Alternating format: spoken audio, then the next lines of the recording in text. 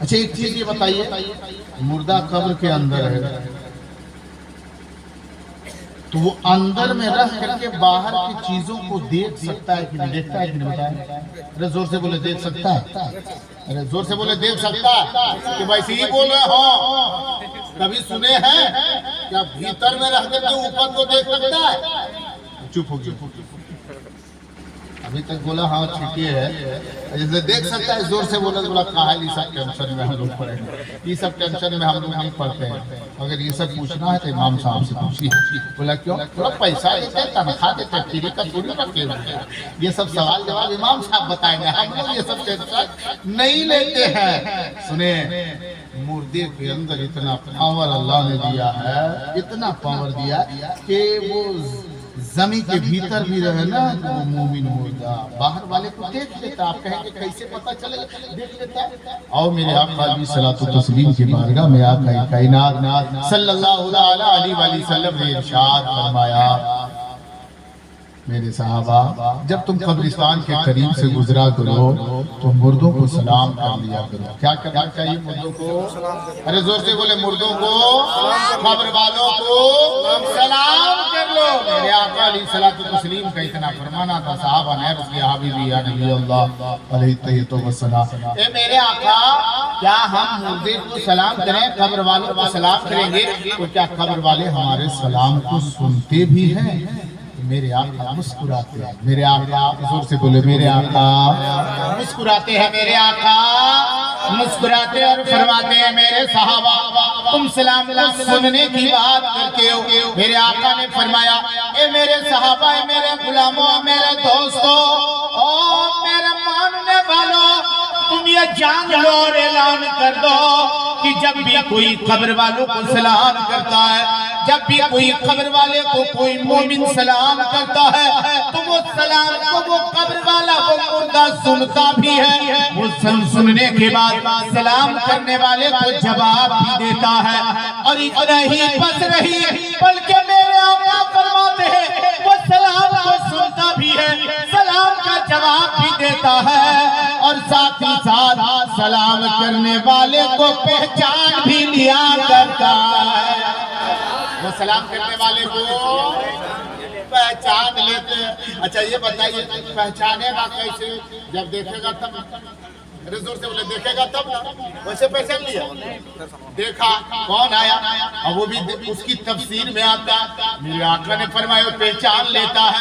कौन पहचान लेता है? वो मुर्दा पहचानता है। सलाम करने वाले को कि सलाम करने वाला बेटा है या भतीजा है या भाई सलाम किया है, या मेरा पोता सलाम किया है, मेरा नवासा सलाम किया है, मेरे बाप सलाम किया है, हमारे खानदान का कौन शख्स है, वो सलाम करने वाले को पहचान भी लेते हैं। इसलिए मेरे आका फरमाते हैं, ऐ लोगों, मुर्दों को सलाम करो।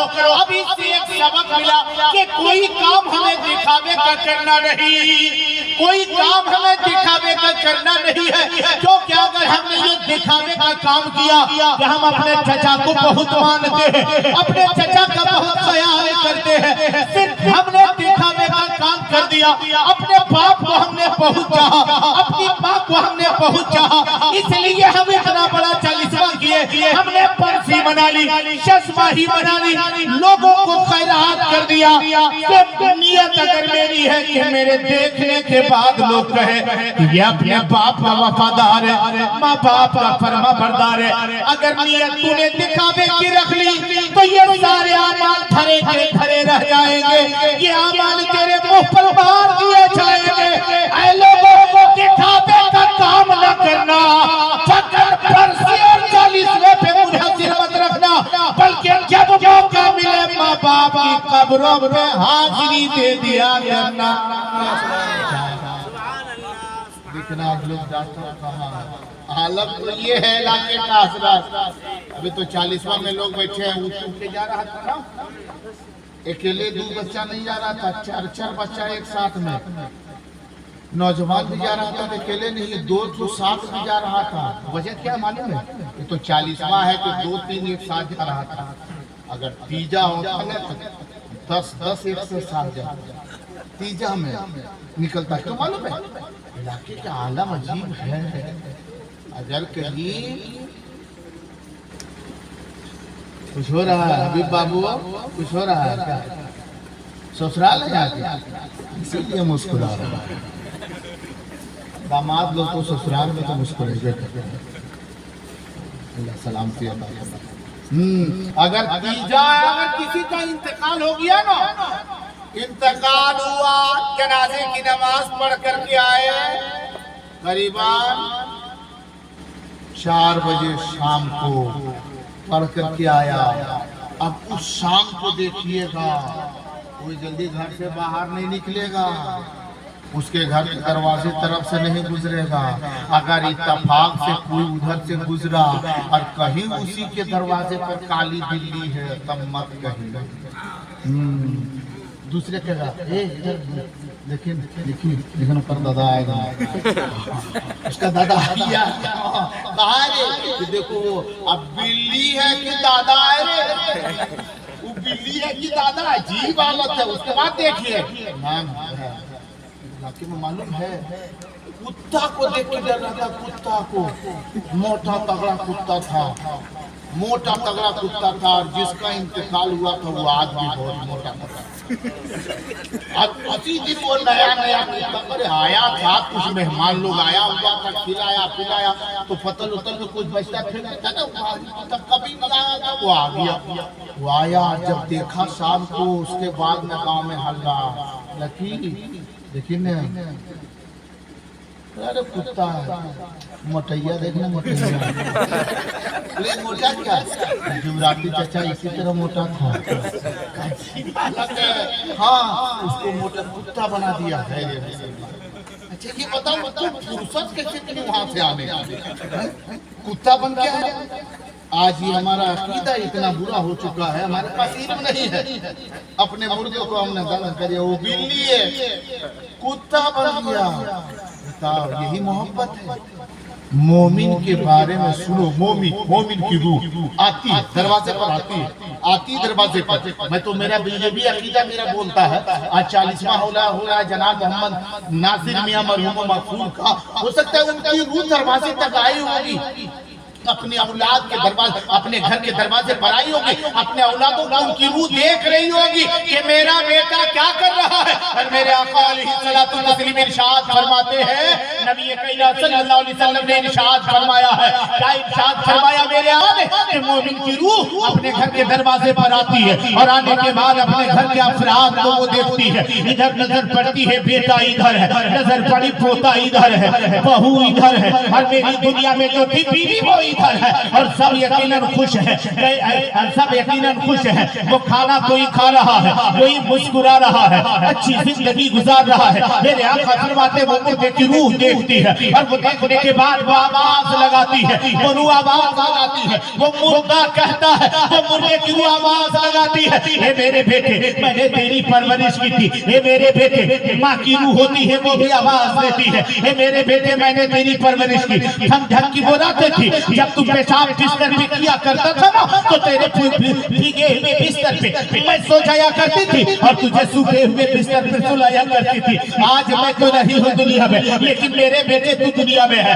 मेरे अगर कोई मुझे अगर मिठाई भी दिया करता था, अगर कोई मेरे हाथ में कोई खाने की चीजें दिया करता था ना, तो वो मैं खाया नहीं करती थी, बल्कि अपने आंचल के कोने में बांध करके उसे महफूज कर लिया करती थी। इस बुनियाद पर, किस लिए कि मेरा बेटा आएगा मैं उसे दूंगी। इंतजार तेरे में करती रहती, घंटे 2 घंटे ही नहीं, बल्कि मुकम्मल पूरे दिन इंतजार करती, कहीं तू खेलने जाता, कहीं चला जाता था, और नहीं आता था, मैं इंतजार करती रहती थी। शाम को आता था ना, तो उस वक्त वो गट्ठर से कोने से, अपने आंचल के गोशे से, कोने से वो गठरी को खोलती थी, और उसमें ऐसा था कि वो गठरी में पूरे उसके वो मिठाई के रस से वो पूरी आंचल भीग जाती थी। ऐसे हालत में तेरी हिफाजत, तेरे लिए मैं इंतजार करके रखा करती थी, तेरा इंतजार किया करती थी। ये मेरे बेटे, आज मुझे भी जरूरत पड़ी है, लेकिन तेरे कमाई की मिठाई की जरूरत नहीं है, मुझे जरूरत पड़ी है, मुझे दे दे। कोई गरीब दरवाजे पर आ जाएगा तो मेरे बेटे उस गरीब को एक पेट खाना खिला देना और उसका सवाब मेरे नाम इसाल कर देना। अगर कोई नंगा आ जाएगा तो उसे तू कपड़े पहना देना। अगर कोई जरूरतमंद आ जाए तो उसकी जरूरतों को पूरी करना, मेरे नाम खैरात करना, मेरे नाम सदका करना। अगर तुम ऐसा करते रहोगे तेरी जरूरत इधर पूरी होती चली जाएगी। क्योंकि अभी मुलाकात हुई थी ना, मेरे मोहल्ले के फला वो शख्स था, उनके बेटे ने आज कुरान की तिलावत करके सवाब को इसाल किया था। आज एक फकीर को खाना खिला के इसाल की सवाब का इसाल किया था। आज एक जरूरतमंद की जरूरत को पूरी करके, आज गरीब की बेटी में मदद की शादी में मदद करके उसने इसाले सवाब किया था। आज उसके पास नेकियों का अंबार है। वो कह रहा था कि देख तेरे बच्चों ने तेरे लिए कुछ भेजा नहीं, आज मेरे लिए इतनी चीजों को भेजा, इतनी नेकियां भेजती है। इसलिए मेरे बेटे मेरी जरूरत को पूरी करो, मेरी बात को मेरे लिए खैरात करो, मेरे लिए इसाले सवाब करो। मुझे कुछ नेकियां तो जरूरत है। मेरे आका फरमाते हैं ना, वो रूह दरवाजे पर खड़ी होकर के अपने घर वाले को पुकारती रहती है और मेरे आका फिर फरमाते हैं, लेकिन वही रूह जब दरवाजे पर आती है और देखती है कि मेरे बच्चे क्या कर रहे हैं, कोई शराब पी रहा है, कोई दारू पी रहा है, कोई ताड़ी पी रहा है, कोई नशे में धुत है, कोई चोरी कर रहा है, कोई ज़िना कर रहा है, कोई बदकारी कर रहा है। अगर ऐसा उनकी औलाद, उनके बेटे करते हैं या उनकी औलाद में से कोई ऐसा काम कर जाते हैं तो उनकी रूह को बहुत ज्यादा दुख होती है। और दुखी की बात नहीं, आका फरमाते हैं अगर औलाद दुनिया में गुनाह करे, अगर अल्लाह उससे नाराज हो तो उसका अज़ाब उसके माँ बाप की कब्र में दिया जाता है। ये लोगों को अगर 20वां और 40वां करने से बाप को सवाब मिलने वाला नहीं है। साथ ही साथ अपने अमाल को सुधारो, अपने अमाल को सुधारो।